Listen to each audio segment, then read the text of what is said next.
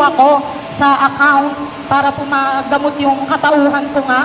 Tumampad po sa Facebook ko is Tres Mundo nga. Tapos hanggang sa may nakita akong ibang lugar yon na hawak siya ni Tres Mundo Agos Mars Aloro.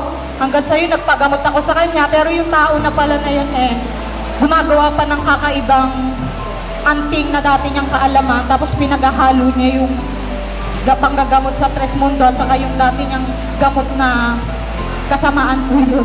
Tapos hanggang sa yun po, naramdaman ko naman sa kanya yung ginhawa na nangyari sa buhay ko. Hanggang sa yun po na nagkita-kita po kami sa Cainta chapter. Doon ko po nakilala sila Tres Mundo Agos Mars Aloro, saka sila Tres Janet, saka yung dating buo pa po yun. Doon po na po yung Cainta chapter. Isa po kami doon sa, kami po magkakasama noon. Hanggang sa yun po, natiwalag po yun dahil sa pangit na pangyayari. Alam niyo naman din po yun. Tapos hanggang sa yun po, ngayon po nandito na po ako sa Tres Mundo. Marami pa rin po ang pagsubok na nangyari sa buhay ko. Unang-una po doon yung kaisipan ko po na hindi ko po maintindihan na parang ang dami gumagambala sa utak ko na kung ano-ano po yung sinasabi sa utak ko na yun nga, sinasabi ko naman po yun namin kay Tres Mundo Agos Hilario, lagi namin po sinasabi yan sa kanya. Tapos hanggang sa yun po na sa panggagabala pa rin po sa sarili ko, hanggang sa may time pa rin po na sobrang yung pagsubok na po na iyon, na hindi ko na po kinakaya, hanggang sa marami pong may alam na, ay walang alam na, isa na rin po ako na nawala dito sa Tres Mundo na nagpaalam po kami kay Agos. Pero ako lang po yun, hindi po kasama yung kalipin partner ko po na si Tres Mac. Ako lang po. Hanggang sa yun po, yung nawala na po ako na siguro umabot lang po sa 3 araw, bumalik po ako ulit. Na sabi ko, love, tawagin mo si Agos. Hindi ko na kaya.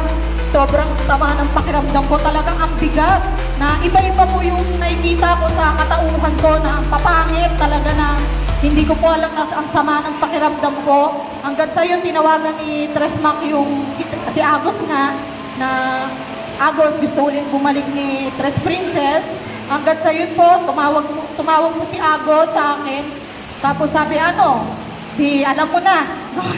Gumano sa akin si Agos. Tapos sabi ko, po Agos, yun po, patawad po kung ano man po yung nangyari sa pagsubok na butihan niya si Agos na hindi nawalan ng pag-asa, hindi nawalan ng tiwala sa aman na lalo na sa akin na patuloy at patuloy pa rin po yung pagsusuporta niya at yung pagpapayo niya sa akin.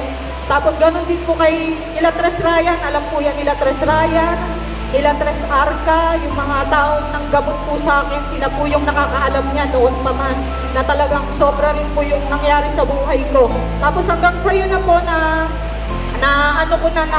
doon ko na sa utak ko na hindi pala rason yung kaisipan nating mali, na kung alam natin sa sarili natin na nandito na tayo sa kaliwanagan, yun na lang yung itatak natin sa isip at sa puso natin, na kahit ano pang paggagambala sa atin ng kalaban na yan, panatilihin pa rin po natin yung isa isip at isa puso yung anumang tama na ginagawa sa atin ng Ama Espiritual Immortal, lalo na ang ating Agos Dalo Hilario. Yun lamang at patuloy lang tayong magpasalamat sa Ama na ibinigyan tayo ng pangatlong isinugo dito sa lupa, na kahit anumang pagsubok ang dumaraan sa atin, hindi po galing yun sa ating Ama, kundi dahil po rin yun sa ating kaisipan na sinusubok po tayo kung hanggang saan po yung ating tiwala sa Kanya. At yun lamang, nagpapasalamat ako kay Tres Ryan, kay Tres Arca, syempre lalo na sa aking asawa na si Tres Mac, na kahit nagbubugbugan na kami niya na sobra na yung dinanas sa akin yan, na halos talagang bugbugan, wala akong pinipiling lugar dahil yun yung pumapasok sa isip ko. Kasi yan kasi yung malakas yung mata niya, kaya nakikita niya rin yung gumagambala sa katauhan ko. Lalo na kay Agos, salamat ako dyan, hindi siya humintaw sa akin na sobrang kahit kulit namin ng asawa ko, hindi niya kami sinukuan. Kasi yun lamang, maraming salamat po sa ating lahat. Maraming salamat, Tres.